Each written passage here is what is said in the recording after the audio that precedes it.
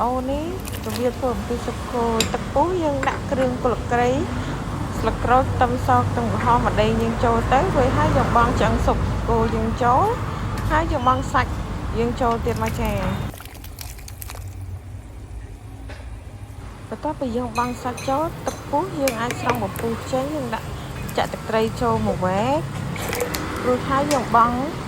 ស៊ុបខ្នុរ2ដុំប៊ីចេង2ស្លាបព្រា